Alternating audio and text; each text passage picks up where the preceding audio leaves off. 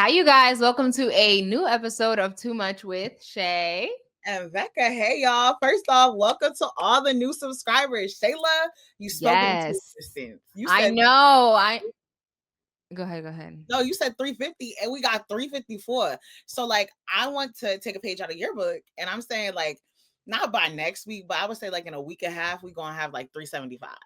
Period. Because we will. We want to thank you guys so much. We appreciate every like, every share, every type of engagement. We truly do appreciate it. If you're a new viewer, please stay tuned. We are Shey and Becca, and this is our podcast Too Much, where we talk about a whole lot of sports, news, culture, entertainment, life, all the things. So please, if I'm sure you like one of those things, okay? So feel free to fast forward and find what you like, because we cover it all. But again, shout out to y'all. Shout out for every single subscriber. You guys helped. You know the goal. The goal was 350, but now we are pushing to 375. And honestly, the real goal is 1,000. But you know, baby steps. We got a short-term goals before the long-term goal, which is to reach the 1,000. But every like, share, comment, we appreciate y'all down. And I know I had did it in like a few videos ago where I was like, oh, like what video attracted you guys to us? I would really want to know like what video was like, nah, I gotta subscribe to them. Like, was it a mini clip? Was it one of the shorts? Was it like an actual like full episode? Like, let us know in the comments, because I want to know like what, where's your sense of humor at? And also the AI artist video really got the people talking. Like, Rebecca and I talk about this all the time. Like, we do so much research and like, oh, what should we talk about? Like, what do the people want to talk about? And honestly, like the AI artist thing, at least for me, I didn't think that it was going to be that much of a controversy. Exactly. Like, I knew it was controversial, but to the point, especially like on TikTok, the clip did really good and people were so well, actually we had like a big name producer comment on our TikTok about it. I'm blanking out on his name. Timberland. Yes, Timberland. If you know, like, I believe he was a part of the versus battle. If I'm not mistaken, like Timberland and Possibly. Swiss Beats type thing. But regardless, we appreciate y'all down. Tell us what video, like Rebecca said, got you to our channel, got you to subscribe. And if you are a recurring viewer and you don't know if you are subscribed, pause and check if you are subscribed. And if you're not, obviously make sure you subscribe. Love you, damn. Definitely. But as we always do every week, let's start off the episode with our weekly rundown. What's happening?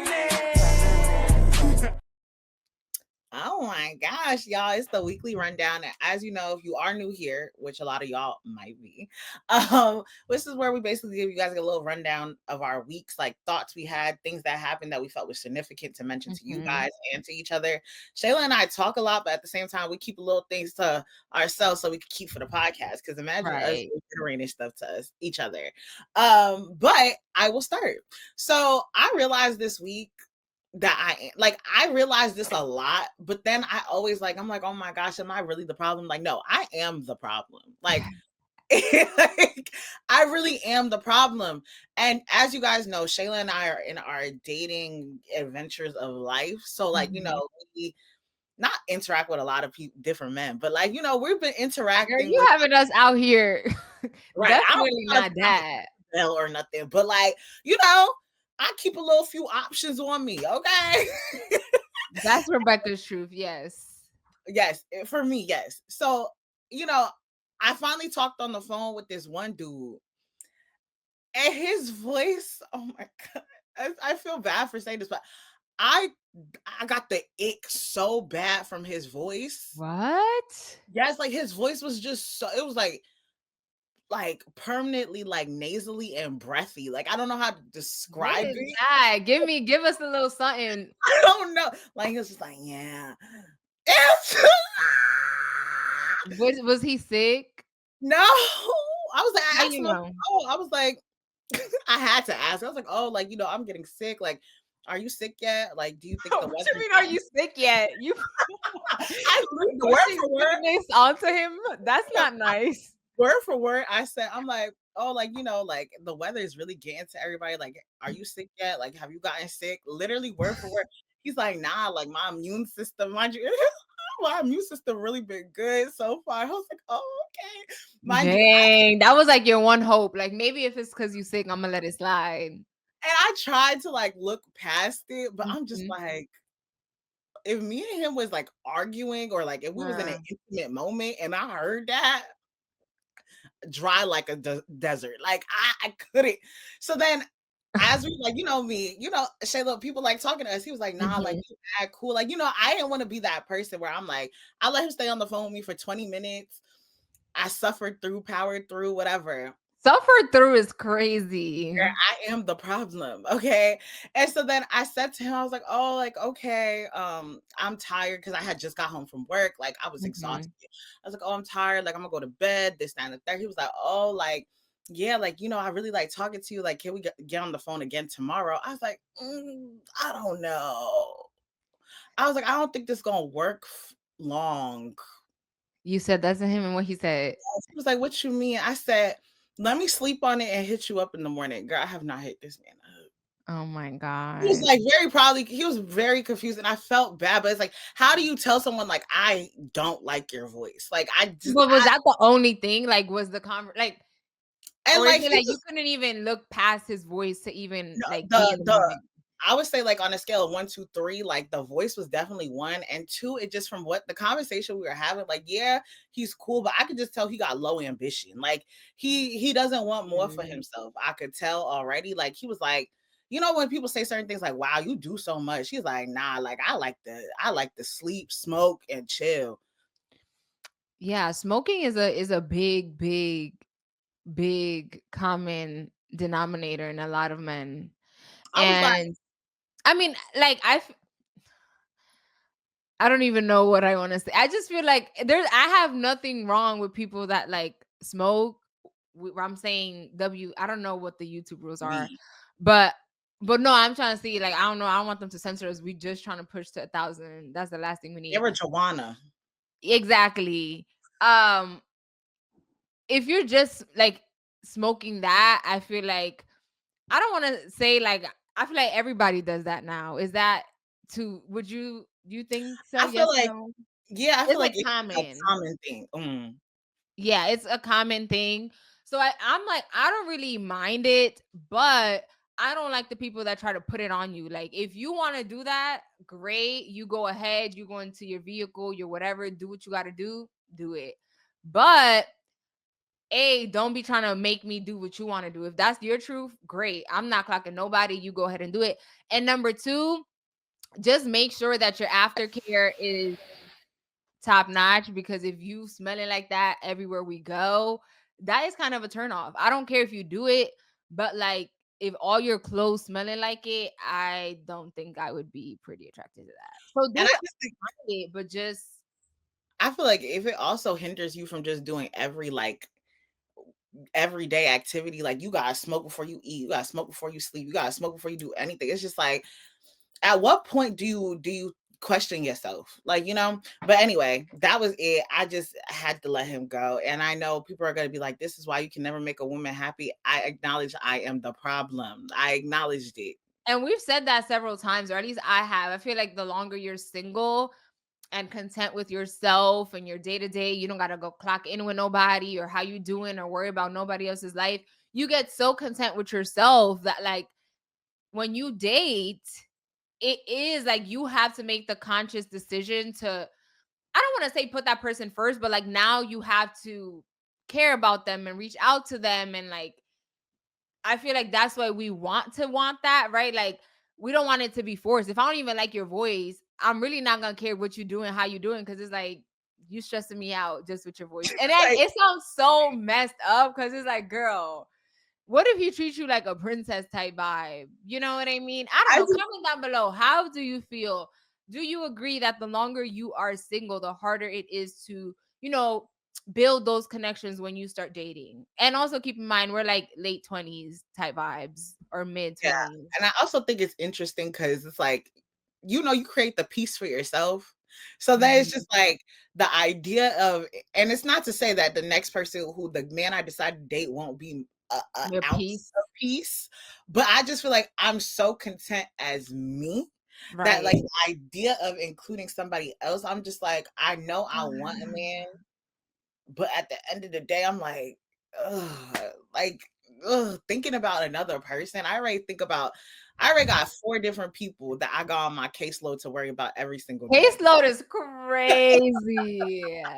Oh my God. Okay, See, that's why we say we are the problem. no, I acknowledge that. And before somebody's like, "Oh, you can't make a woman happy," okay, I get that. Next, like, Right. so the next thing I want to say is I cannot wait for this wicked fiasco to end. Mm. I'm sick of it. I'm tired of it. Ariana, Cynthia, I get it. I don't know what y'all went through in the production of nothing, but The I'm production of nothing. I mean, no, like I don't know what's happening, like production of anything. Like I don't know any of the productions Oh, okay. that happened, but every time I see y'all, it's like every Ariana's very, and then Tense all the Cynthia's just time. I'm like, I don't know what y'all went through.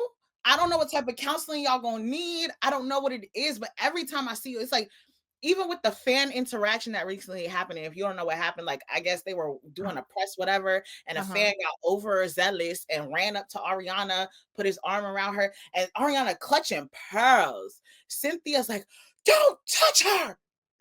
But that man, I do want to say, I believe he's like going to jail for like 9 days or something like that. He is like, he's the type of person that does this for social media clicks. Like, he's a well known person that just does that. Like, they break into artists, whether that's like performance or this or that. So he's like a known offender type thing.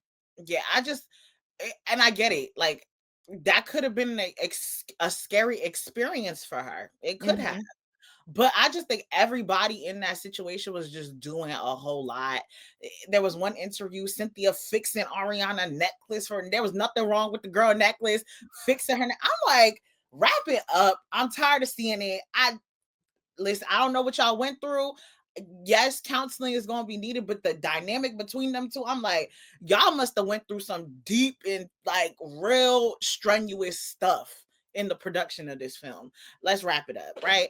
And the last thing I want to say is Shayla and I have had this convo before, and her and I are on different sides of the scale. Hmm. And when it comes to the idea of organ or like being an organ donor, right? Hmm. Shayla is, I am not, right?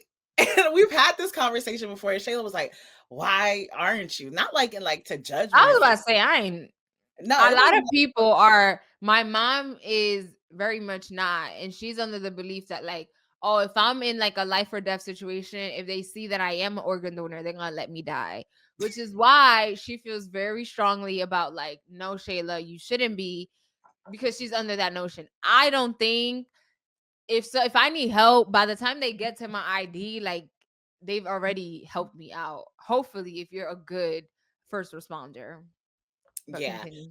And I already know some are gonna shame me if you will, shame me if you won't. I really don't care because I already said I'm not gonna do it. Right. And like there's a multitude of reasons why I don't want to be a organ donor, right? Mhm. But one of my like I would say like on the trickle down list, I would say like possibly like number 5, like a fear of mine for being an organ donor is that idea of like, let's say, Rebecca's gone or whatever like that. And like for the sake of conversation, I say a liver, right? And my Mhm. liver is in like the perfect time frame. You could take it and give it to somebody. The fear I have that they would take that organ and put it in the body of a racist, like that, like that is such a fear of mine because I'm not about to help you get longevity in this That's life. what you be thinking about. What if my organ goes to a racist? Rebecca, Yes. you know how many other like fair point, but I've never, ever, ever, ever am like, what if it goes to a racist? That's a good point though. I just think I'm like y'all like first off the irony, but two, I'm Mhm. like yes I like and I get it. People are like oh you're already dead like you don't need your organs and I'm like that's why I'm saying Mhm. like number 5 on the reasons of why I am not an organ donor.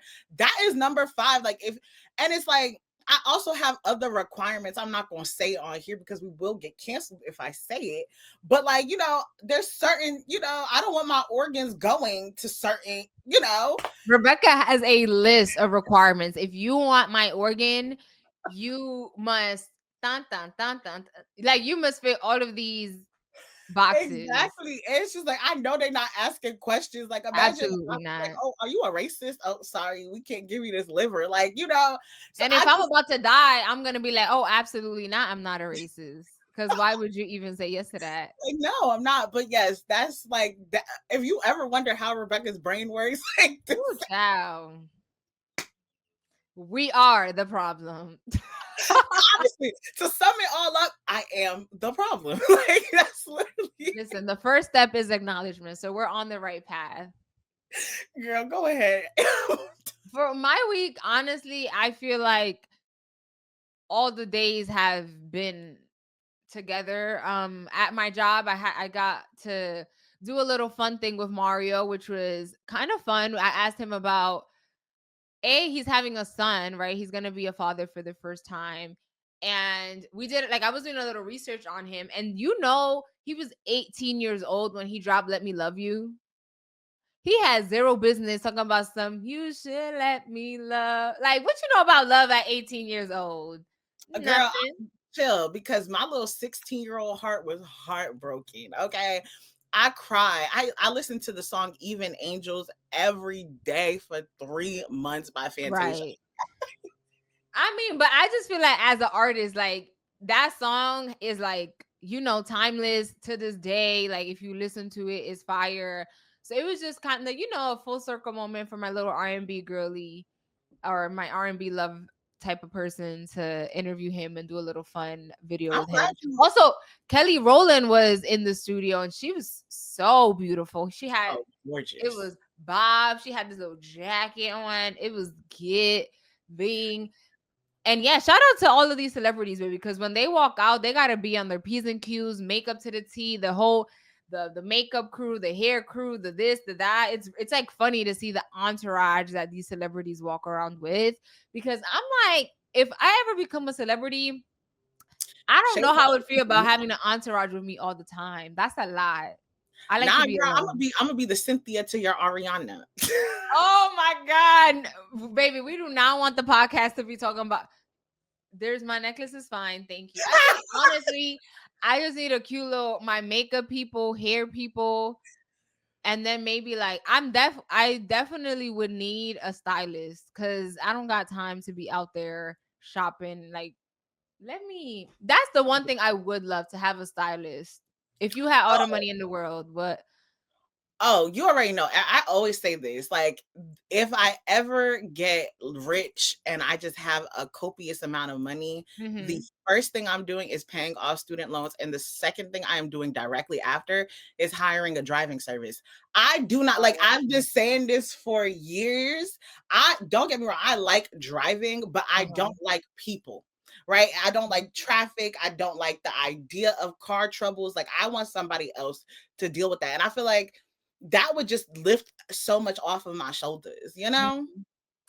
I like to drive, but I agree with you. I wouldn't put that would be on like my 20th thing I would do. Obviously, number one for me is buy a house for sure. Well, if I Mm. got lots of money, maybe like an apartment complex to, keep the money pushing. But Mm. anyways, we've talked a whole lot about our lives. Our lives are great. Thank God. Everything is good. Ooh, Comment down also, below if you want to share how your life is going. Ooh, okay. It's giving zebra, I've cheetah. never done this print before, y'all. Oh, You that's feel? right. Period. So after this is the Christmas And I designs coming. scheduled my nail appointment already. I'm getting it done on December 9th at 9:40 a.m. So if you have some Mhm. ideas you want to drop down below, drop it Let down, us down. know. Okay, so now we are going to get into the actual nitty gritty of today's episode. Keep in mind, like I mentioned at the top of today's episode, if you don't like news, do not worry. You can swipe through and head over to our social corner or sports corner or wind down. But for right now, we are going to get into our news segment. And this week, we have finally gotten to a point where it kind of sort of seems like we've gotten into an end zone when it comes to the Epstein files, because we have talked about these files on here before, and I've expressed how I really was indifferent about whether these Epstein files were released or not, because at the end of the day, I already felt like President Donald Trump already had a history, or not had, has a history when it comes to all the little weird stuff he be doing, in his history when it comes to women, right? Not a good history. But Trump has signed the Epstein Files Transparency Act, a new law that forces the Justice Department to release years of files on Jeffrey Epstein, including details on his 2019 death and past federal investigations. If you don't remember, Jeffrey Epstein was in jail, prison, I forget what the difference is, and he allegedly committed suicide, and that's how he died, right? So this Epstein File Transparency Act passed in Congress with overwhelming bipartisan support after Trump reversed his earlier opposition. The law prevents the government from withholding information simply to avoid embarrassment and requires the documents to be easy for the public to search and download, right? So once these files are released, as supposed to be, we are all going to be able to read what is in it, okay? And the people are saying, well, since Trump has been so adamant about not releasing this, like, now we've really got to read it, because what are in these files that Trump was trying to hide, type vibe, right?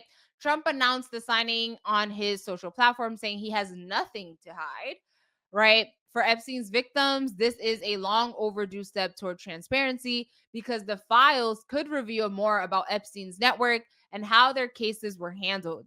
The big question now is whether the Justice Department will follow through and release everything within 30 days. Okay. And let me tell you something. A lot of people are like, or specifically Trump, right? He has been very like, oh, this is a hoax, this is that. And it had come to a point where like he was pressing journalists. Any journalist that would ask him about it, he would get feisty with it. And he called a journalist, I believe from the Bloomberg, a piggy. And I have the clip here. Let's watch this. Yep, he really did call a female reporter piggy. She was peppering him with uncomfortable questions about the Epstein files. What did Jeffrey Epstein mean in his emails when he said you knew about the girls? Trump answered her first question. I know nothing about that. Jeffrey Epstein and I had a very bad relationship for many years. But when she tried to ask a follow-up, he lashed out. There's nothing incriminating in the files, sir. Why are you acting as if... This photograph of the moment shows just how angry the president is, thrusting his finger right in the reporter's face. She's Catherine Lucy from Bloomberg News. The president is clearly not happy with all the attention the Epstein scandal is getting.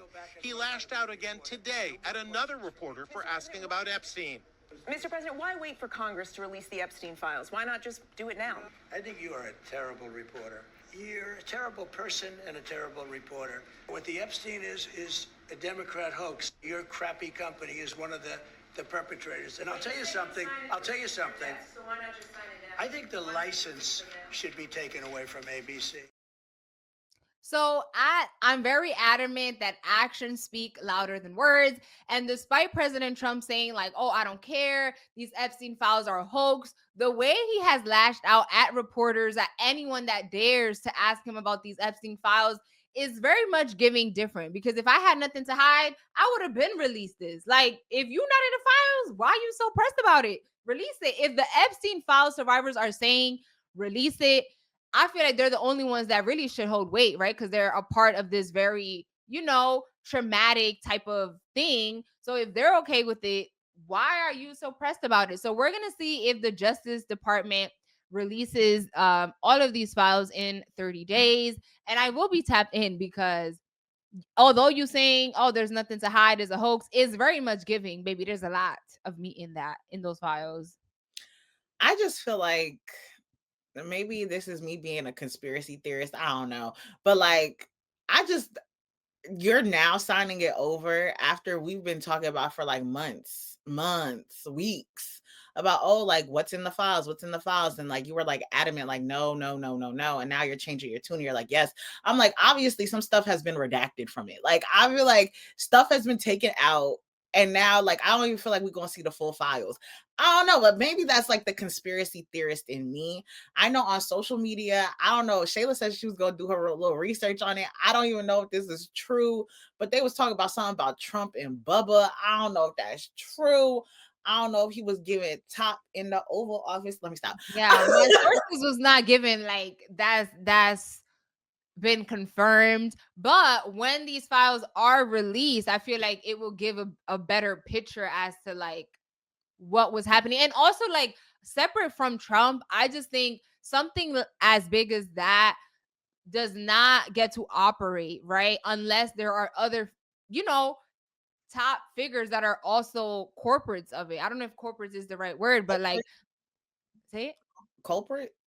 Yeah, I think that's the word. Like, there's other high figures that were working or like knew that this was happening in order for it to operate. You know what I mean? And it's like, I don't know. We'll see. We'll see if it's released. And like Rebecca said, would it all be released? Will a lot of things be redacted? Will we see, like, oh, certain pages are missing out of this files, et cetera, et cetera? Only time will tell. And also, it's like, will this be justice for the people that, went through this years ago? And I think also, like, I'm a very like what's next type of person. So like if the Right. files are released and they say what people think it's gonna say, it's just like what's next? Like, y'all impeached the man once. I believe he was impeached More than once. like he's a felon. Like I feel like nothing really can be done. His supporters still gonna support him at the end of the day. So like I feel like, kind of to reiterate the point that you made a few episodes ago, where you're just like, I don't really even care about all that. Like, okay, what's next? The man get away with half of the stuff that he does anyway. So it's like, what is this really going to do? Like, I just want to know, like, what's next element? And to me, it's not even like I don't care. Is that I already know the type of man that he is, right? He's proven, right, who he is. So it's like, I don't even need these files to show me something that I already know. Exactly. So like, it's just like, we going in a circle. It's going to go in a circle regardless. So, but we will be tapped in. We'll see what the files expose. Next, another rolling eye news topic this week. Girl, Nicki Minaj. Listen, Nicki Minaj was my, like, I saw her as like queen when I was in middle school. So to see, for me, like, I don't want to say the downfall because she still is Nicki, but to see the downfall in plain sight is really sad. It's like, why? You are such an icon. Like, why are you doing this? So now apparently, our good sister Nicki Minaj has taken it upon herself to be the spokesperson for Christians in Nigeria. Yes, you heard that right. And if you're wondering, oh, is Nicki Minaj Nigerian? Well, actually, no, she is very much not. She is actually, she was born in Trinidad and Tobago. Therefore, she is Trinidadian. But I don't know what got into our good sister. So Nicki Minaj accepted an invitation this week to speak at a United Nations event hosted by the United States, where she warned that Christians in Nigeria are being targeted, driven from their homes, and killed. She pointed to burned churches, displaced families, and rising violence, and she thanked Donald Trump for bringing attention to the issue, aligning herself with his claims about religious persecution.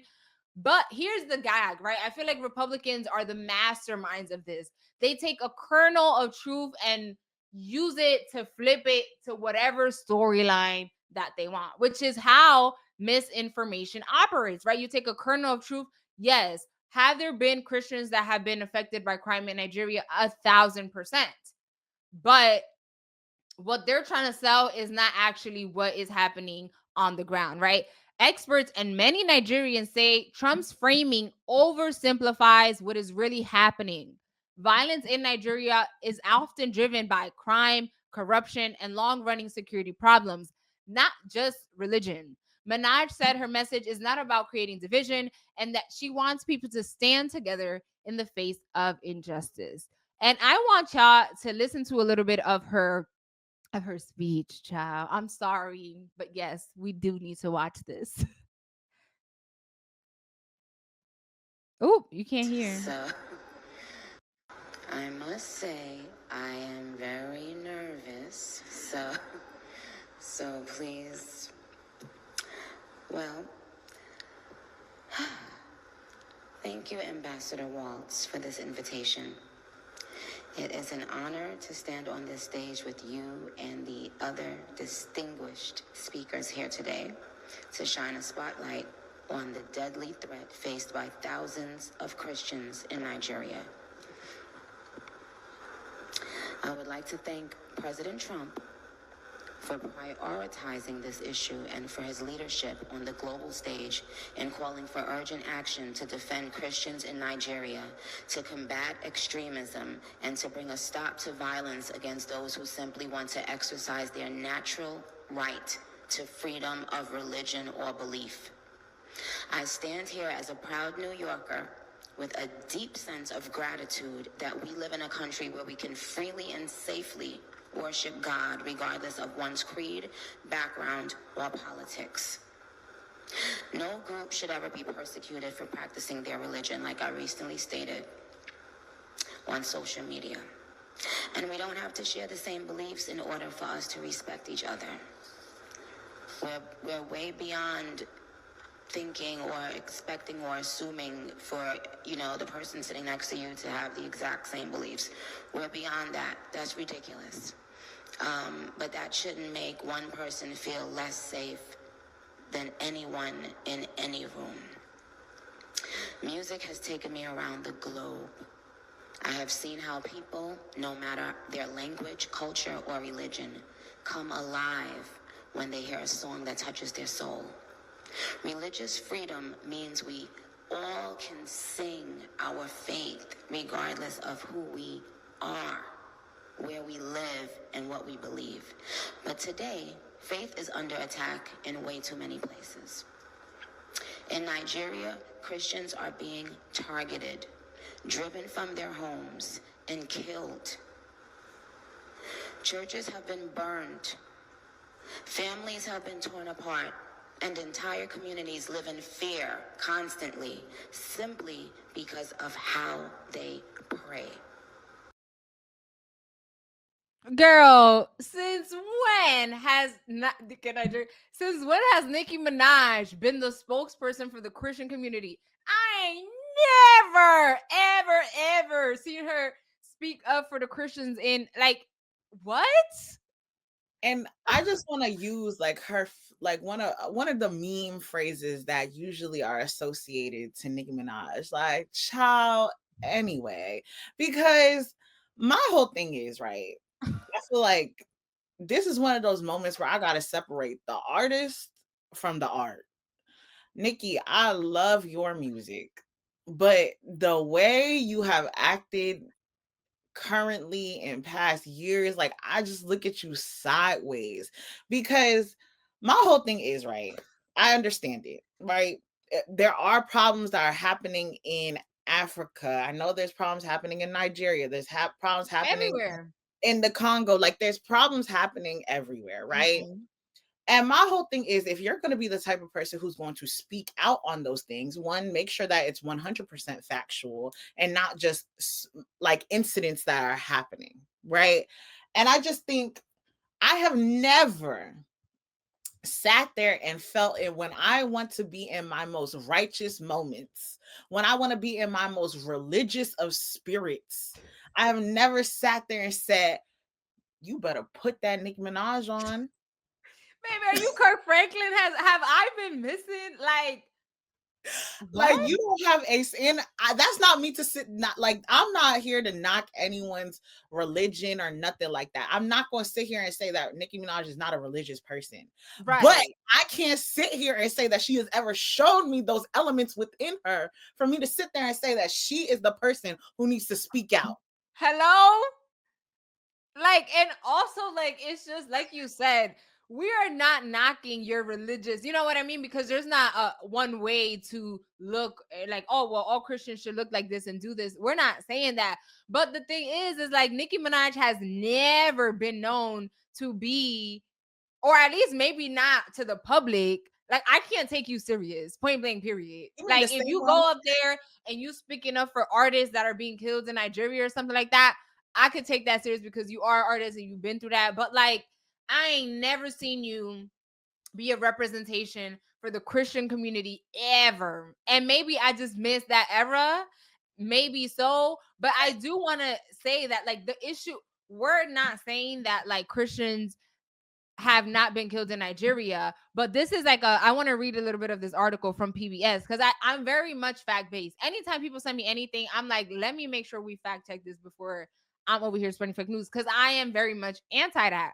So this is from PBS, right? And they say, but many insist that reality isn't as simple as Trump's narrative, which cast and dang, I can't even see with this little thing, but it's okay. We're gonna make this work.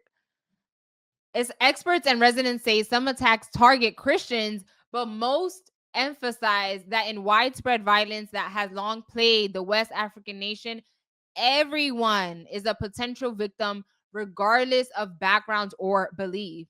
They don't ask you whether you are a Muslim or a Christian. 32-year-old I'm sorry, I'm probably gonna butcher this. Abdul Malik Sadu said of the gunman regularly stalking his northwestern state, Zamfara. All they want is just money from you. I'm sorry if you saw a little jump cut, but eventually, what I'm trying to say is that when crime is happening, they not stopping you to say, "Oh, are you a Christian? Okay, if you Muslim, we just gonna let you go because we only out here hunting the Christians." No, the main issue is violence. Violence is the problem. And yes, does that mean that, someone broke into a Christian church and XYZ happened? Yes, that might have been a thing, but that doesn't mean that the only people being targeted are Christians. So it's like, are the Muslim or any other religion that are being targeted, like who's gonna speak up for them? I don't know. It just gives very much weird, and I just hate to see the downfall of Nicki.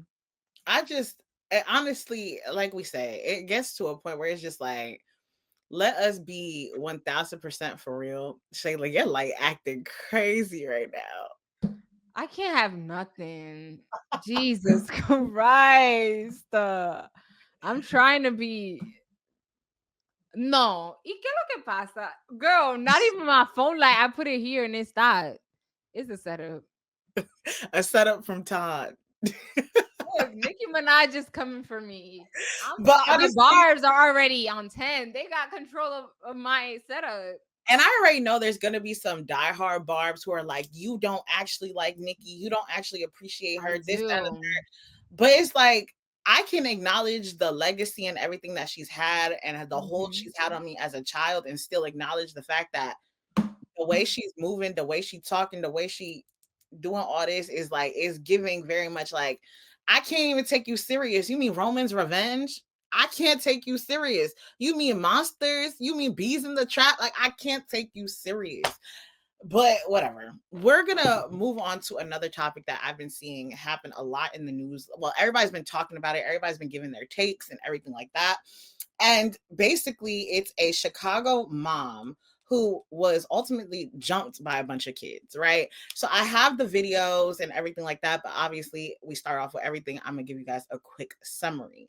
So a Chicago mother says that she and her 2 children were traumatized after she was brutally attacked by a group of kids outside of Oroville Bright Elementary School on the south side. Again, this happened in Chicago. So the assault was caught on camera and also left her 9-year-old son beaten and her 6-year-old daughter shaken after her hair was pulled. The mother has sickle cell disease and believes the attack stemmed from 2 years of bullying her son has experienced at the school. Bullying that she says the school failed to address. Okay. She described feeling helpless as both she and her son were beaten up and dragged to the ground. Her children are now having nightmares, and the community has since helped relocate the family for safety. She plans to press charges against the parents of the attackers, and her kids will be transferring to a new school while receiving therapy. Chicago mayor called the attack horrific and pledged city support. CPS said it's horrified by the incident and is working with the city agencies to support the family and address safety. Community members and local leaders are calling for accountability, anti-bullying actions, and consequences for the attackers, right? So I'm going to play the video, and I just want to give you guys a very quick disclaimer. If you are the type of person who doesn't like to see people getting hit, fights, or anything like that, the video is about, I want to say, maybe a minute and 40 seconds. So if you want to skip or fast forward through, definitely do that. If you are, you get queasy at things like that, I just want to give you a warning in advance. So I'm about to play the video now. Come on, blood. Shamar looking at. Shamar. Come here. What you want, Shamar, foot? Shamar, foot. What you want, Shamar? Shamar looking at. Come on. Look at them ankles, boy.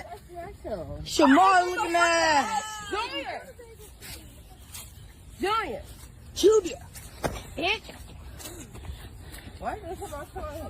foot, don't touch my brother, foot. Oh, hell no, those ankles ashy as fuck. Look at them bitches, bad crackhead. Other bitch, Lauren. What's his ass? What's his ass? Damn! Oh my God, damn! We're not in the little kids in them, not the big kids. The big kids not touching them. I'm saying the little kids. I should smash that bitch on my brother. Damn! Crack! Damn! Hey, fool, let my homie go. Let my motherfucking homie go. Let my motherfucking homie.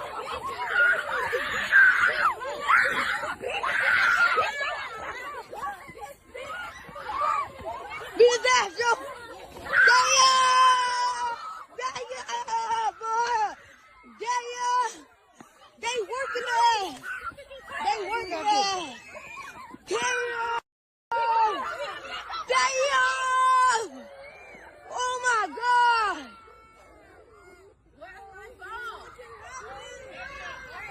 Damn! This is the first time I see this video, and I just want to say, the older I get, I am so grateful to have been raised with my very strict mother, because no shade, all of them kids, absolutely not. ISS, suspension, the kids' parents, I don't care. I know as parents, it's like you can't control what your kids do once they're, in school. But the fact that these kids felt okay doing stuff like this is absolutely unacceptable. Like, the way my blood feels right now, all I could say is God forbid. These kids in this generation, I don't know what is happening, but we need to make it clear that I understand, like, sometimes when Rebecca talk about, like, respect is something that's earned, not given. But again, we only know what's being seen from this video. But that lady was minding her own business with her kids. And the fact that these little kids felt okay jumping a grown adult, that is a problem. And we need to bring back discipline and letting these kids know that you are a child. I don't care. You might think that you're bigger than the program. That's not cute. Whoo. And before I give my take, I want to show a video of one of the kids did get on social media. One of the kids who was jumping the mother and her two children. Her mom got on social media and they went on live and they were talking at. I'm gonna show y'all before Rebecca give her take, okay? Okay. It's okay. Okay, so this is an update, y'all. I want y'all to meet Kamira. She is one of the children that was a part of the fight at OT Bright School on yesterday. We're just coming live so she can say her piece and take accountability. I won't say too much. And please, anyone that decides to say anything, keep it respectful. This is the child.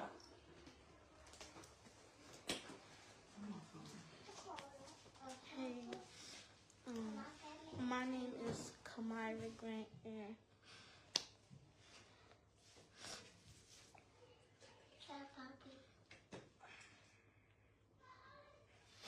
I was wrong for everything.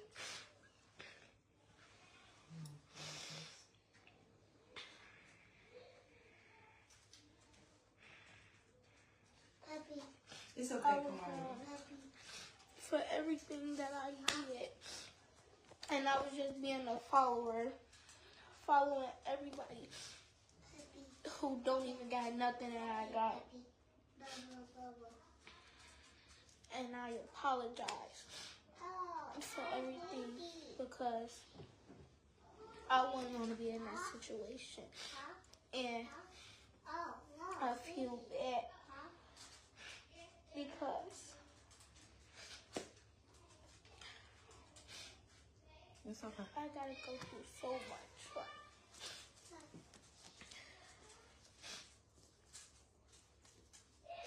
I wish I would never did what I did. Do you have anything to say? I think her name is Shauna. I was a bit. People think.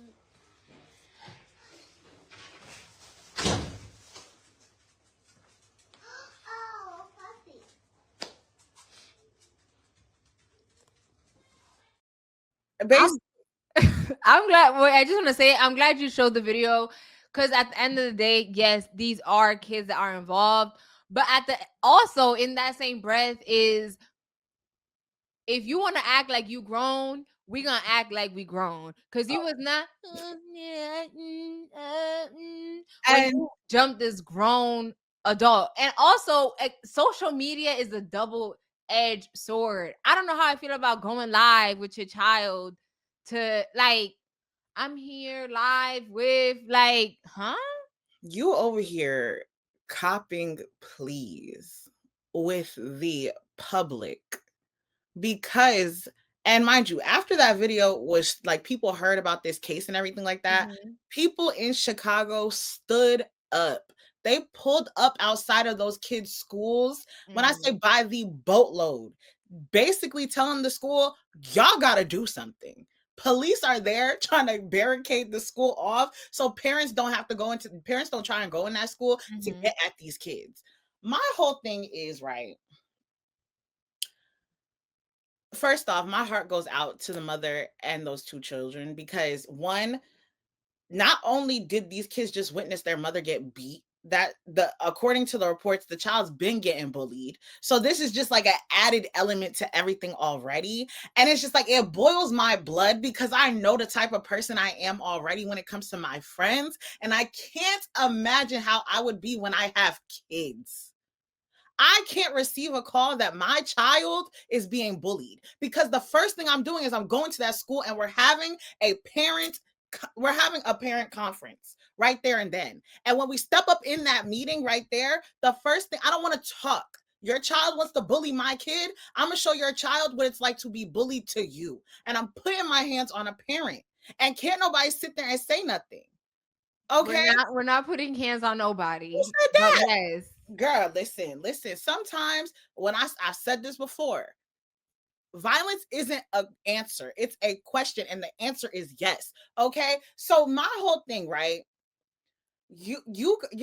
I'm stuttering because I'm just so mad because also like these kids know who to mess with, and it's like people take your vulnerability and they like, they use it to their advantage. Because I promise you, them kids would not have popped out on just anybody, but they capitalize on the fact that like, oh, we see that your parent, I think you said she had like sickle cell or something, you know what I mean?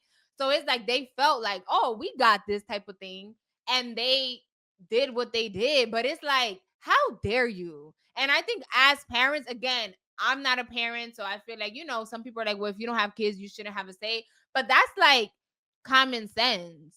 We need to be teaching our children that is not how you operate. Like, are you okay? You feel, and again, another thing, we need to teach our kids, don't be no follower. If they tell you jump off a bridge, you're gonna jump. Oh, I was just da da da da da da da da. No.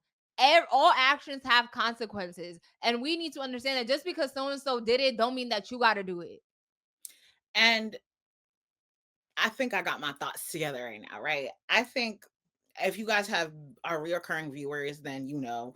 But when it comes to this level of compassion, Shayla and I are kind of on different scales, right? It just take one way for you to cross me, and I'm never going to feel bad for you in any sort of way. I don't care what happens to you. So in that moment, to reiterate Shayla's point, they knew exactly who to try, because I know some parents who would have never felt bad pulling out a gun and shooting all those kids. Well, no, because it would have really been fish fries and t-shirts that day for certain people, because you don't know how nobody's going to react. You chose that lady because you saw how vulnerable she is. You chose her because you saw she wasn't driving a car to go drop off her kids home. She wasn't doing that. No, she's walking her kids home. So y'all thought it was okay. Let me sit there and bully her. Let me sit there and keep antagonizing them. Let me keep going, and keep going. And now you're going to sit here and get on social media and you start crying as if somebody's going to feel bad for you. You should be praying to God the fact that the situation didn't escalate to where it needed to be. When it comes to children, there are some people who don't play about their kids at all. At all. To the point where if their children are in an ounce of danger, the way that they act is going to be completely different from the common individual. Yeah. And I think also, like, gentle parenting has become like a very big thing in like our generation. But I think we also need to operate like, or figure out, like, we need a healthy medium to gentle parenting, because we can't just be clapping and like, oh, it's okay to every single thing. I think sometimes, no, children need to understand that there are consequences. And yes, I understand that when we're young, we make mistakes and da da da. But I feel like the only way you learn from mistakes is by suffering the consequences, right? If mom and dad are always solving all your solutions, like, oh, well, I know so and so, they're gonna get you out of ISS, or like, I'm gonna make sure that you don't have to suffer the consequences. How are you teaching your kids to like take responsibilities for stuff that you do? And I get it, when you're young, you make mistakes, but the gentle parenting, the things I've seen have not, like the end result has not seemed really good. I'm not saying we out here just, I'm not pro hitting children. What I'm saying is we need a healthy medium, because kids need to understand that I am the parent. I am the adult. I am raising you. You are not about to, my mom did not play. Me just raising my voice was a whole, I could not even dare to put my hands on my mother. Are you insane? And I think the tone you set at home is very much how it comes off when you out there in the public. And my whole thing is, right, we understand, like, even as someone, as people who went through our years of schooling, there's things that we did at school that we would have never did in front of our parents. There's ways that we talked that we would have never talked like as around our parents. But the way those kids were talking in that video, y'all had to have heard it from home.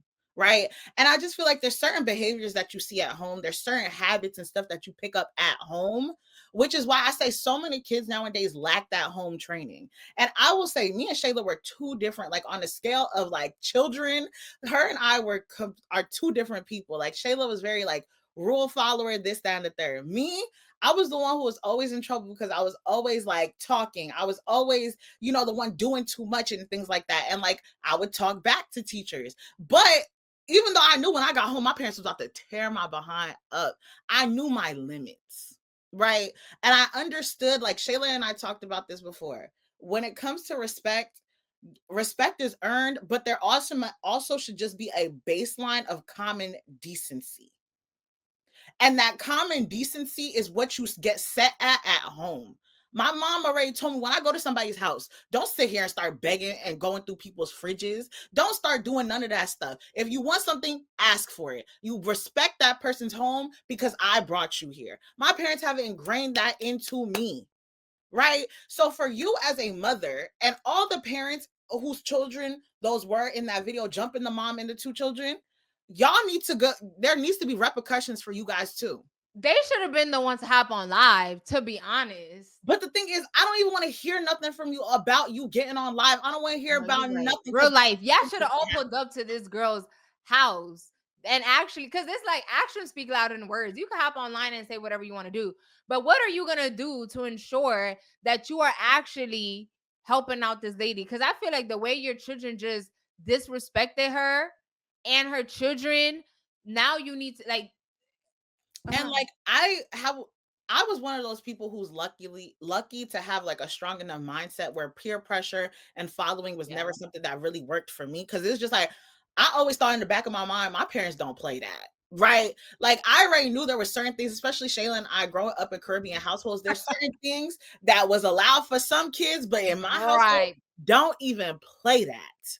And I'm so grateful. Like when I was young, I hated it.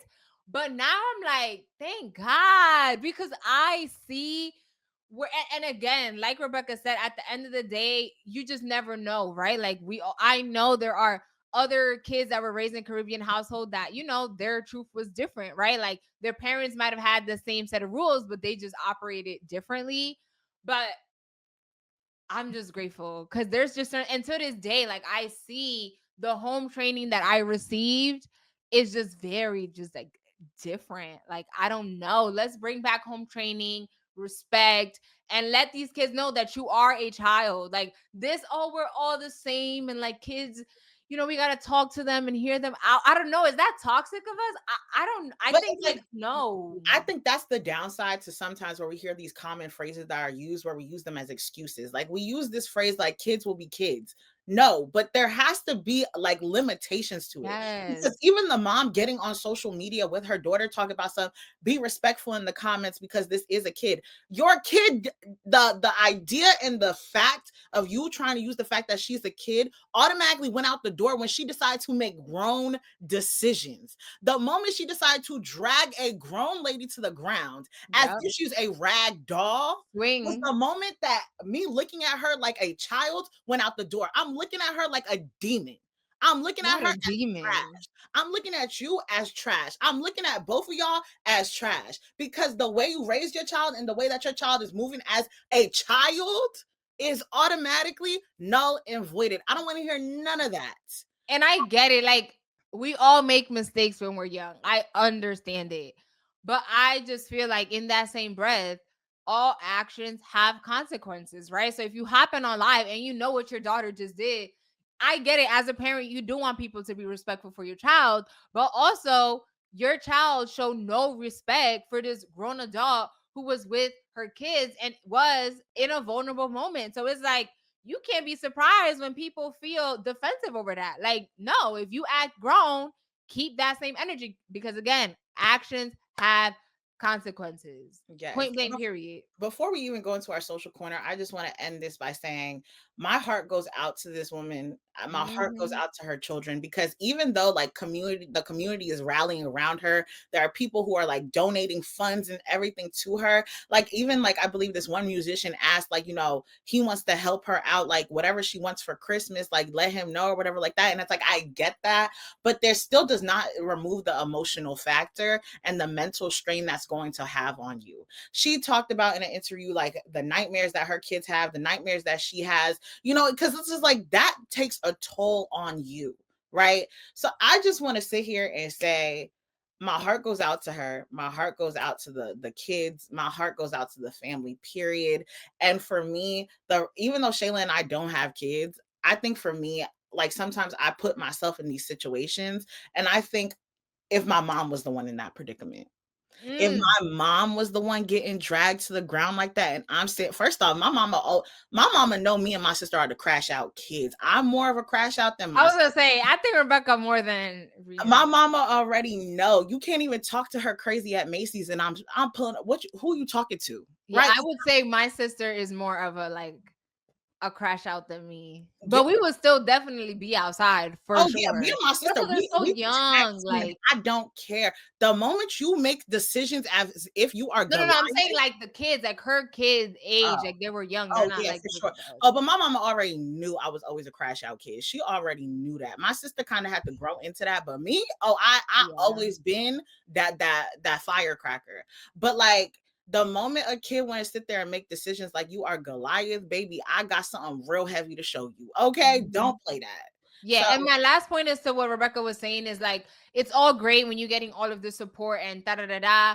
But at the end of the day, when you are home and the lights are down and the doors are shut, all you have is just you and your brain. And it's cute that you have all of these presents and all of this and all of that. But the mind is a really, really strong thing.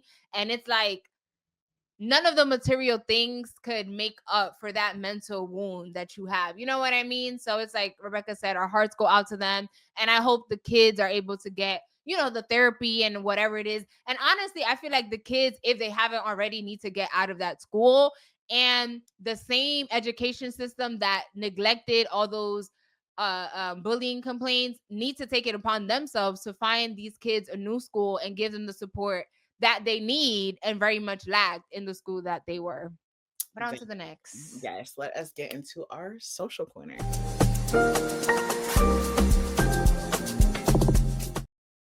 So that was a lot of heaviness in the top of the show, but it's okay because now we get in this one's just this is heavy too.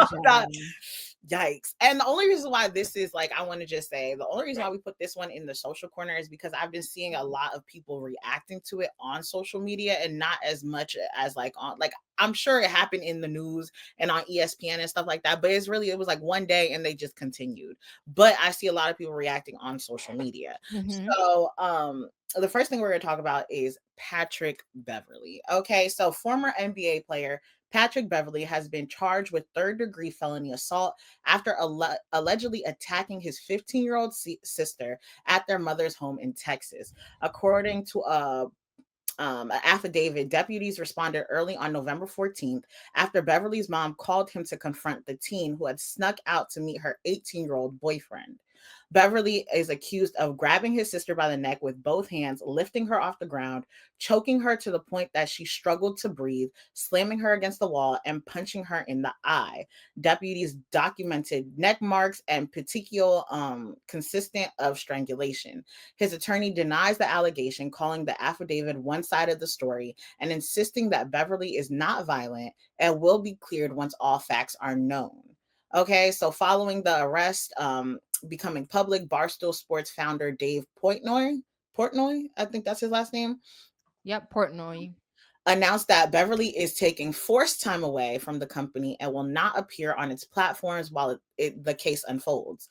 Portnoy said that if the accusations are true, Beverley will not return. Beverley has posted his $40,000 bond and has a court hearing scheduled next month. Right. So here is his mugshot, just so y'all can get a look at him. Honestly, Shayla, we need to stop talking about people because we just last week had a conversation about Pat Beverley, and I was going in at the fact that you are not him. Yes, you might have been a defensive player for 1 or 2 seasons, but you actually suck. So the fact that you feel like you can sit there and talk about anybody is actually laughable. And now here we are this week, and this man done had a mugshot. He out here strangling his sister, this, that, and the third. Before you go, Shayla, I just want to say, we understand, being a teen, you want to be grown, you want to do things like that. Like, it comes with being 18. I mean, personally, me, I've never tried to sneak out the house because I already know if it was not going to be possible. Girl, my parents would have snatched me right back like a yo-yo. Okay. Girl, I wouldn't make it up the stairs. I couldn't even creep back in the house. Okay. It was really so crazy. The stairs to leave my house was where my mom's room was. So even it was just not possible. My parents purposely, our front door in the old house we used to live in, my parents purposely never oiled the windows or the door because they wanted to hear everything open. Yeah. I opened the window one summer because it was hot. My mom came, what are you doing? girl, I'm opening the window. Relax, right? So it would have never applied for us. But basically, all in all, for me to say, you strangling somebody to the point where they can't breathe. Again, we don't, and Shayla and I have said this in past episodes when it comes to like lawsuits and things like that. We like to wait for all the information to come out and see how everything unfolds before we sit there and make a concise decision. But if we are going based off the simple facts that we have right now, nothing like that I could think of that a 15-year-old could do at this current moment would even reach the level of I need to put you against the wall and strangle you as if you are a grown man. Like nothing like I could think of that a teen could do could really even reach that type of level. You get what I'm saying? I understand. I feel like even if you was a grown man, no 15-year-old period. Like, and this is your sister, somebody that you're supposed to love. Like, we don't know the facts because in the same breath, like his co-host, that's a part of like the Hooping and Barstool, the Barstool podcast that they had. It was Patrick Beverley and his co-host. I'm blanking on the co-host name, but he said that the story that he heard is very different. And keep in mind, he is the co-host of the podcast they had under Barstool. So I'm assuming like he probably has talked to Patrick. Is it Patrick? Yeah, Patrick Beverley. Yeah, he's probably talked to Patrick and he's told him like his version of the story because you know how we've said there's 3 sides, so and so side, and the truth. But yeah, absolutely. I think also men, and not even men, I feel like if you know you have anger issues, sometimes you just should not be tapped into certain situations, right? Like I understand the mom may have felt that Patrick Beverley was the, you know, the man of the family, so he should have taken care of XYZ, but it's like choking your sister out is crazy. 15-year-old.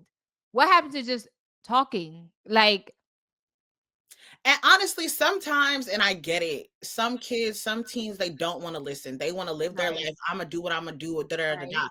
You let people learn through mistakes, right? You let them learn through the unfortunate situations that they might go through. Because again, if you don't want to listen to me, life is going to be the best teacher. So it's just like, again, she want to sneak out and be with an 18-year-old boyfriend, and y'all been telling her don't do this, don't do that. Sometimes when you keep saying don't, it's going to make someone want to do. You know what I'm saying? Like, I just again, I kind of want to see what more details, what could the other side of the story be, because you know, I don't want to sit there and let my mind wander and make me make a concise decision already. I mean, if there was strangulation and whatever, like, you know, obstruction of breathing and stuff like that was already gonna be a fact, I just want to know what could have been the cause, because I can't think of someone sneaking out to go meet up with their boyfriend to be the leading factor to you wanting to strangle somebody to the point where they almost die. Yeah. And also like what I think he just got engaged with his like girlfriend, longtime girlfriend. So it's like, what is she, you know what I mean? Like, is this a track record? Has he always been like this type of, you know, aggressive or whatever? Like, was this a one-off? Like what, you know what I mean? Because at the end of the day, I don't think we mentioned this, but he is a former NBA player. So it's not like, oh, someone that couldn't have gotten help if it is that, you know, because some people do suffer from like bad anger issues, right? Like, and they do need therapy and they do need, you know, a way to learn how to manage their madness, right? Because I know people when they're mad, it's like tunnel vision. They just go off rip, like they forget the sense of notion what's right, what's wrong, and then it leads to, you know, things like this to happen. And it's not until you're out of that, like, you know, that switch that you're like, oh, I just did that and I shouldn't have. You know what I mean? Like, and I want to say, so as someone who, like, that was me growing up, like me and my anger used to be all encompassing. Like it would just be like, if I blacked out, there was nothing you could talk to me about. But it's like, as I grew up, like as I got older, one of the things I realized, I'm like, I get so drained when I allow all that anger to consume me. And I just don't like how I feel afterwards. I don't like having to clean up the messes or, like, you know, not even caring about the mess that I did create, you know? So it's like, I had to make the conscious effort to better myself, to find different ways to put my anger. And if I am getting close to that moment, how do I remove my situation and redirect my anger that's best for the conducive notions of my life, right? So it's just like, that's why my cousins, they already know. Like, I'm the type of person you call if you need the situation to really get there. Don't call me if we're thinking about it, because I'm gonna take it there.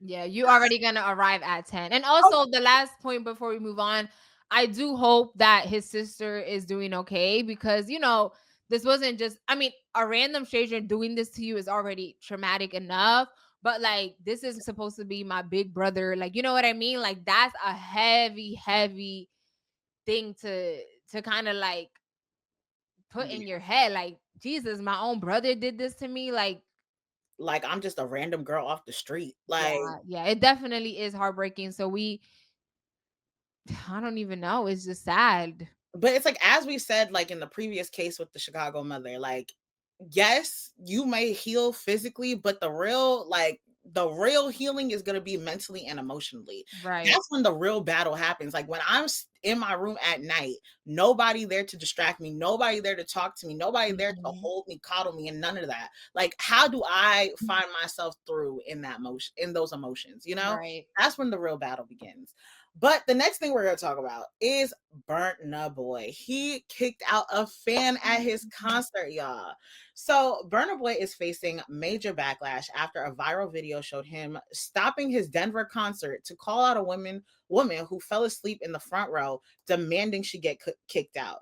He refused to continue performing until security escorted her out and her boyfriend out of the venue, right? The moment sparked widespread outrage, with many calling him rude, entitled, and lacking compassion. The woman later identified herself on social media, explaining that she was emotionally exhausted after the recent death of her daughter's father, and she hoped the concert would have brought her some type of joy. She said the incident was humiliating and that Burna Boy never considered what she might have been going through. And instead of apologizing, Burna Boy initially doubled down. On a live stream, he joked about the situation and said, "Did I tell you to be my friend?" He said, "I'm only looking for," I said friend. He said, "Did I tell you to be my fans? I'm only looking for fans who have money, this period." Okay. And he later addressed the controversy in a series of Instagram stories, comparing the situation to being kicked off of a plane or out of school for disrupting others. He argued that he gives his all on stage and he refused to tolerate anything that throws off the energy, adding that people who overcome serious struggles never sleep at his shows. As the criticism grows, Burna Boy insisted that he is being misunderstood and said people only go viral for calling him out, not for acknowledging the good that he does. He later offered a partial apology, saying he's not always right, but still felt justified, right? So I'm going to play a little bit of the video for you guys. We're doing this shit because we're fucking doing it and we love it, you understand? So when I stand up here and I see you over there with your girl sleeping in front of me, this is me the fuck off, man. You understand? So please take her the fuck home. Yeah? Fast now. Take her home. Bro, I'm not doing no more song until you take her home, bro. Real life. Trying to take her the fucking piss, bro.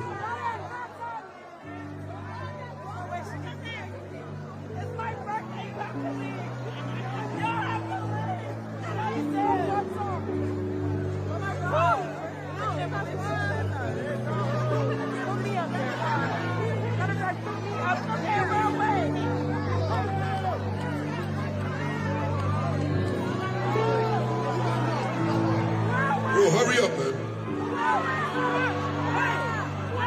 Wallahi, I'm not doing another song till you go home. Wallahi.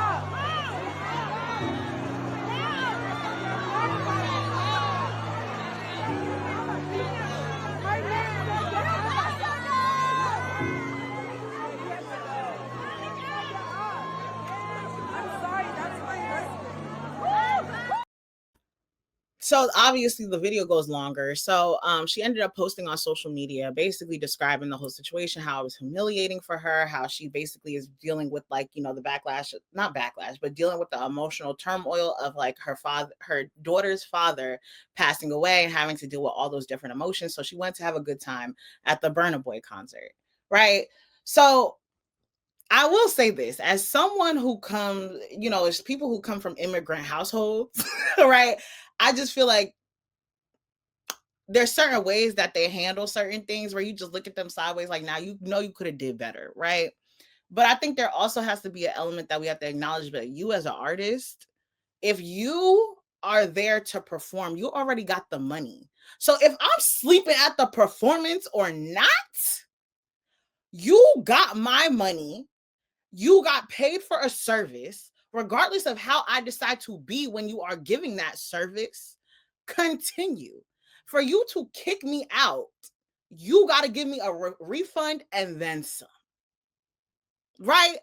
Mind you, to the lady's point, even if we didn't know what she was going through, that doesn't even matter. If you're gonna sit here and say, compare it to the fact of, oh, when you're in when you're at the airplane, or well, on an airplane, and if you're at a school, if you're being disruptive, how is her sleeping distracting anybody? If you're allowing that to sit there and be the deterrent for you to continue performing on the stage, you are not a true performer, because you keep it rolling no matter what. If that is going to be the thing that deters you, I don't want to see you performing in the rain. I don't want to see you performing when it's windy outside. I don't want to see you performing when the venue isn't set up completely, because those are disruptions, no? So it's like, if you're going to sit there and have that type of energy for someone who paid to be in that seat, not bothering anybody, if that is something that is going to disrupt your vibe so much, you shouldn't perform at all. The amount of concerts I've gone to, and if the artist looked at me and I'm sitting there yawning and they sat there and said I'm being a disruption, baby, get your performance up and maybe I won't yawn.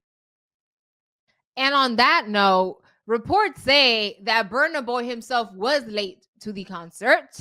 So if we really want a clock tea, maybe if you would have arrived on time, I wouldn't have fell asleep. I think a lot of these artists, it's kind of heartbreaking. You know how they're people be like, oh, never meet your heroes or something along those lines. Cause it's like, we've all seen the way going to a concert operates these days. Like, you got to pay an arm and a leg. My good sister was like real in the front and center. So we already know she dropped the bag. Instead of being grateful that someone took their hard-earned money, I think sometimes celebrities forget, like, we not living in your like lifestyle of like lavish money. I got dollars and thousands. No. A lot of these people that are going to support you are working hard 9-to-5 jobs, okay? The money's not just being thrown at them. No, they are working their behinds off to be able to just enjoy themselves and see an artist that they support, right? They make sure that you live that lavish lifestyle that you have. So for you to feel, if you really felt so upset about that, all of these talent, right? They have a whole entourage. You could have sent a little note, a little this, oh, tell security that, you know, like this person has to go or whatever. But for you to be in this stadium, whatever it was, and say it out loud to embarrass her is actually so, I don't even know, despicable, just all the way around wrong. Because I think, again, like sometimes when you get so up, you forget where you came from, right? Like if it weren't for these people, you would not be selling out these shows, right? And at the end of the day, you are a public figure. You are a celebrity. I'm not saying that you don't have the right to speak your mind, 1,000%, because you are a human. But for you to sit there like she just came to the show for free 99 and like was jumping on the stage, like you making it seem like she did something to you. She did not. And then for you to double, triple down is absolutely obnoxious. And sometimes people think that they are bigger than the program. In the same way we allowed you to go all the way up, we are the same ones that could bring you all the way down. So pipe down. We're glad that you made it this. And I'm always pro, you know, I want to support my Caribbean Black. Like I'm all for that. But it gets to a point that when you start being disrespectful to the people that are helping you, I'm gonna look at you sideways. And then to sit there and complain, I think he said something like, like I have people who just got diagnosed with cancer who come to my shows, or who just like survived cancer who come to my shows and they don't fall asleep. You act like everybody doesn't have different emotional like levels. Now he the sleeping police, because I know all of these celebrities, they do not be running on time. If you ever worked in the industry, baby, that's what they're known for. They never arrive on time. They have all of these requests. I need this water and this and these nuts and this and this and this and this. So it's like, girl, like, be for real. And like, honestly, like I said, if you're gonna sit there and choose that as to be the way of, that's like a disturbance, that needs to be your last show, because everything can be a disturbance. And if you're gonna allow that to hinder you from performing, then maybe you're not the performer that you think you are, baby. Yeah. I hate to see it, because I do like Burna Boy. And another point that people are making is just, that's just who he is. That's just how he is, or all this, or all this. And it's like, yes, but also we need to make sure that you figure out a better way to go about that. Common decency, people. Common decency. Like, that's literally it. But let us get into our sports corner. You got 24 seconds and it's starting right now. Yes. So our sports corner this week is very special for this podcast. Do you want to tell the people why? Yes. So World Cup. Yes, Haiti has qualified for the FIFA World Cup for the first time in 52 years after a 2-0 victory over Nicaragua on Tuesday. This marks the second time in the country's history that the men's national team will participate in the tournament, with the previous appearance in 1974. The win has sparked widespread celebration among Haitian communities globally. And I want to show this little video because when they say widespread support, honey, the people was wilding out. It's a moment 50 plus years in the making. Haiti, for the first time since 1974, are going, yes sir, they are going to the World Cup. 0-0 is the final score in Costa Rica.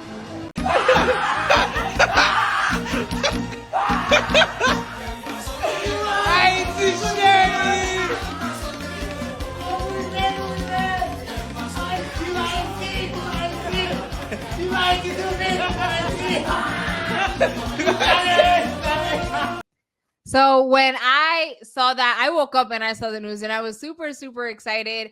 And one thing we know about Rebecca, honey, she don't care until she cares. So now she is going to become the soccer extraordinaire in honor or in preparation to root for Haiti in the FIFA World Cup. Honestly, I have never like sat there and really watched the soccer game. I don't know nothing about soccer. I just know that they be yelling goal. You know, that's the only thing I know. But baby, I've been doing my research already. I'm learning that there's different types of kicks. I know there's different penalties. I'm learning what the red card, yellow card mean. Baby, y'all about to hate. I'm about to be an aficionado when it comes to soccer, because I need a prep for my people, right? Like, I'm about to, if y'all thought this flag wasn't swinging high before, oh baby, I'm gonna get a pole, put it outside, I'm gonna get this flag hung. Okay. Oh my God, I love it. You guys know we're very big cultural people. Like, we always talk about where we're from, our country. So anytime like it's any of us involved in anything, baby, we are rooting for them. Soccer, dancing, whatever it is, we will be there and we will support. So shout out to Haiti. The first time in 52 years, right? That's like, hard work pays off. You never know. Like, I'm so excited for them. And I hope that, they continue to move on up. My people, they got it. So the next thing we're going to talk about in our sports corner is something that's not as cheery at all, actually. Jamarrchase's current suspension, right? So Jamarrchase's 1-game suspension for spitting at Steelers defensive back Jalen Ramsey has been upheld, meaning that the Bengals will Bengals star will miss Sunday's game against the Patriots. The appeal reviewed by a joint appointed arbiter who confirmed the NFL's original ruling. The suspension will cost Chase over $500,000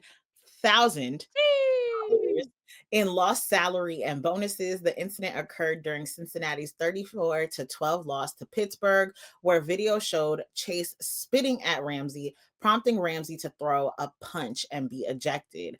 Officials initially missed Chase's actions, and Chase later denied spitting. The NFL cited violations of sportsmanship rules is issuing the suspension. So let me show y'all the video. And mind y'all can see clear as day. And this man tried to deny it after everybody done see the video.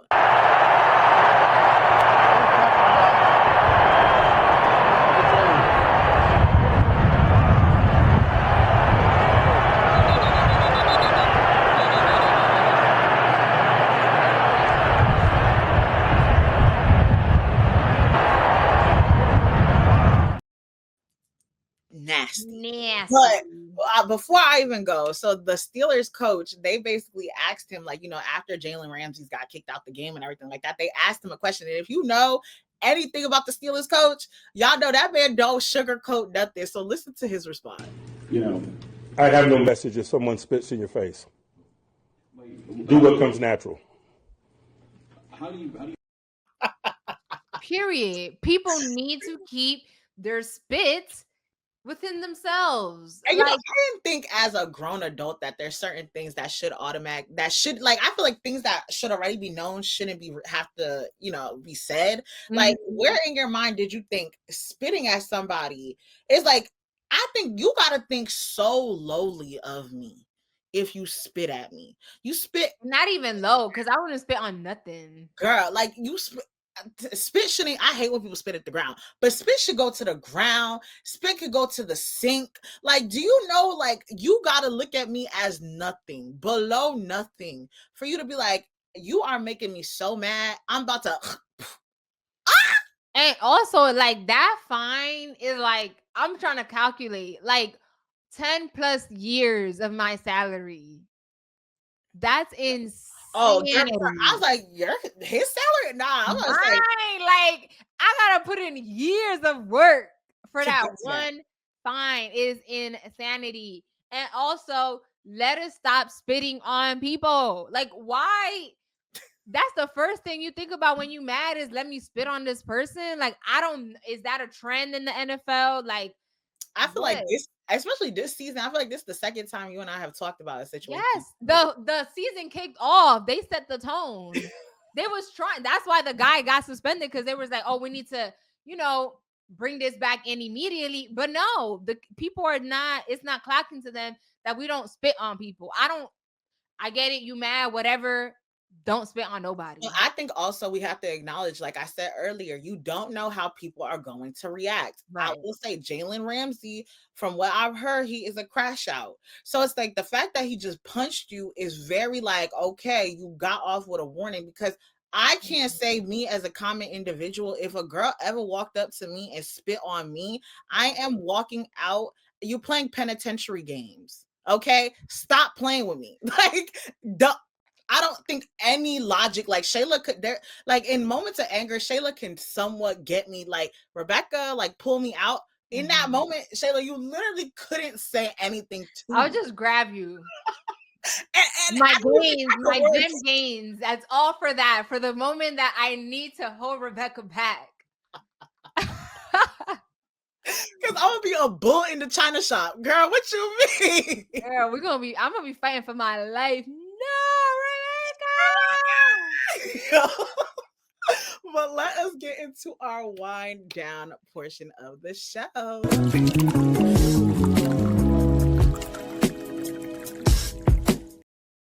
Every time I see that, I get gas. Y'all saw the little wine plug. Yeah.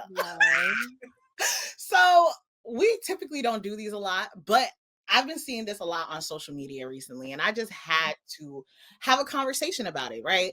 And it's basically people doing this like little game, or like couples doing this little thing where they say like, is this bare minimum or is this princess treatment? And I've also seen guys doing a version of like bare minimum or king treatment, right? So before we even get into our our ideas about the whole, game or trend or whatever like that, I wanted to play a little game where Shayla and I are going to be like, okay, is this bare minimum or is this princess treatment? So I'm going to go first. Let me just get my questions up for you really quickly.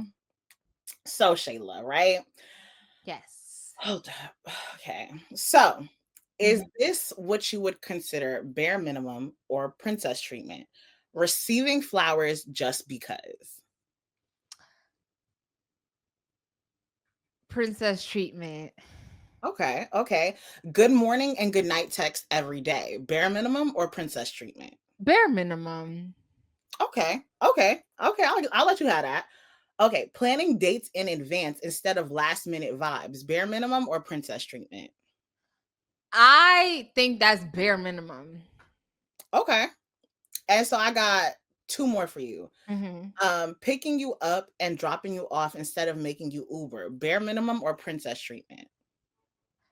The making me Uber is like, I'm gonna say drive just because I would drive there. I don't know. I feel like it depends on how you feel. Because if I'm dating you, I don't want you to know where I live quite yet. So it's very much like on the first date, you're not picking me up. I would want to drive. But I would say bare minimum, like you should be able to pick me up if I wanted that to happen. Okay. All right. And surprising you with booked reservations and outfit suggestions. Bare minimum or princess treatment? I'm going to say princess treatment just because of the outfit thing. Okay. Okay, for me, you ready? I have 3 for you. Okay. Bare minimum or princess treatment. Zelling you money to get your nails done. First off, me and Zell got a contentious relationship at the current moment, so you fell for that. But honestly, that would be princess treatment to me, because every guy I talk to now, they be like, oh, you getting your nails done? Cool. Okay. Number 2, I'm going to ask the flower question to you as well. Sending you flowers, let's say to your job. Oh, everybody gonna know I got some. Okay, princess treatment. Okay. Number 3.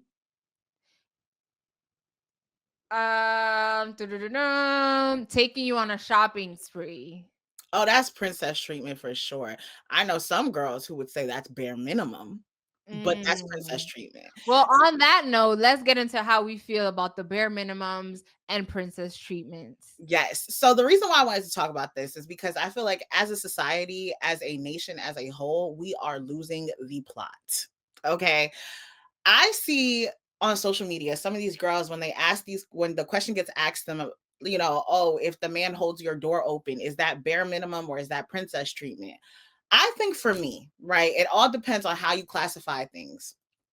For me, I think bare minimum is the minimum surface level of like, okay, this is how I treat almost everybody, right? And I feel like princess treatment equates to how I treat specifically you. And I think the idea of we make everything seem as if this is the bare minimum thing, that means anybody can get this. Anybody can have this type of treatment. And I think there's certain things like that's where we get this idea of like, oh, like wifey material, wifey behavior, like what's husband things to do, what's boyfriend things to do. I think that's where we sit there and get the lines blurred, is when we sit there and don't sit there and like categorize things as this is mainly for my person. This is like what I do for my person. The moment you make it seem as if anybody can get this, anybody can do this, this is where it makes it seem like it doesn't even feel special no more. Because everybody can get that. If every girl you talk to get flowers, what about me would make you think it's special? That's the bare minimum that you do. Yeah, and I also feel like social media is great, but also don't let it like guide your perception of real life. Like a lot of people do things just for social media, right? So let's say you're dating and you don't get the flowers on the first date. Don't automatically write it off because it's like, oh well, I see everybody else is getting flowers. Why aren't I getting flowers, right? And the other to that note, I've on your end of the spectrum, you're seeing people saying like bare minimum versus princess treatment. On my feed, I'm seeing a lot of things of is like, oh, you shouldn't teach a man how to love you or how to treat you. And that also I feel like can get a little messy, right? Because different women like different things, right? Like let's say all your life you dealt with someone that didn't like flowers, right? But now I like flowers. I think it's okay to express that like, no, I do like flowers and I do like this. I'm not saying like expect them to get it, but it's like don't write someone off immediately because they don't do the thing that you like, because it's like, how am I supposed to know, right? But on social media, it's like, no, well, if they don't give you what they like, then write them off. And it's like, do you agree with that? That like you shouldn't have to teach somebody how to love you. Obviously, like respect is respect, but like the little things that you I think you happy. I think, like, to your point, everybody is different. Like, Shayla is the type of person who loves flowers. So for her, she would love for a man to give her flowers and everything like that. Me, I don't like flowers. Like, I like the idea of flowers and I'll accept flowers during certain holidays like Valentine's Day or my birthday, but I don't want flowers every day because one, they gonna die. Two, I automatically connect flowers to bugs. And if you know me, I don't like bugs. I don't even like going outside because that's where the bugs live, right? So it's just like, for me, I wouldn't like that. So if a man who always dealt with somebody who loves flowers and he gets that from me and I tell him, like, I don't want you to think that I don't appreciate what you're doing.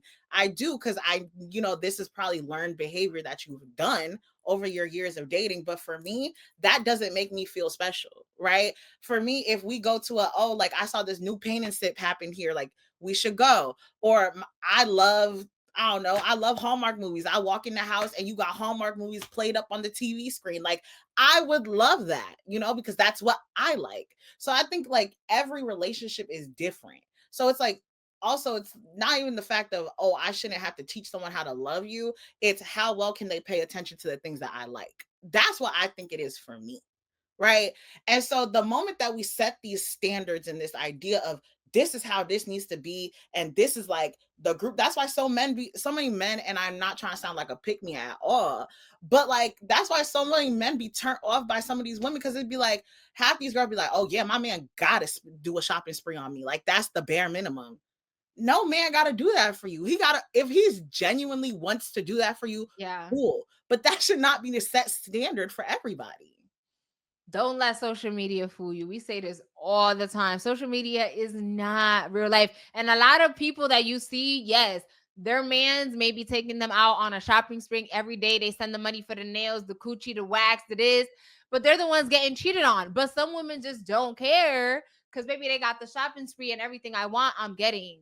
Everybody is different. I prefer, baby, don't give me none of that shopping spree. Be faithful to me and don't think that you're bigger than the program, because that's not. A lot of times, like men's ego, like all of that cutesy doocy things come with a consequence. And I'm not saying that's a blanket for everybody. Of course, right? There are those that do all of that and are still saints and all the beautiful things. But let us be honest, right? Like everything comes with its quirks. The same way we're not saying that we're perfect, baby. I know I got my red flags. I know that. So it's like I can't expect somebody to be everything in a bag of chips because I know I have my red flags too. I mean, I started off the show with "I am the problem." Like, exactly. And to that point, we'll end it on we are the problems, and it's okay. We just gotta acknowledge and try to make the changes that we can. And I just want to say this last point. I think it also is, if everybody can have it, what makes it special for me? That's where I think the idea of princess and king treatment comes into play. If everybody can have that and everybody can get the bare minimum from you, what makes it special for me? The way you sit there and treat me and show value to me is always going to mean more to me than how I see you do other people. That does not mean don't give other people the commonality of respect, but you just add extra value when your perception and the way that you treat me, right? So like that's just what we wanted to talk about. Obviously, with everything we've talked about, definitely let us know in the comments below how you feel about what we talked about in our news topics, social topics, sports corner, or even in our wind down portion. If you have any thoughts, comments, or anything you want to share with us, definitely let us know in the comments below. Yes. And make sure you follow us on all our social media platforms at toomuchsb. And for me, comment the little writing emoji with the paper, because we definitely had a lot of things that you need to take note of. And a lot of things you should be able to comment on, right? We talked about a variety of topics. So I need y'all to see in the comments with the notepad, but also the words. Okay. I want y'all to put a clock, because I feel like we've been clocking a lot. Lots of tea. And we will continue to clock tea next Friday. So make sure that you subscribe, and we will see you guys next Friday. Bye, Bye y'all. guys.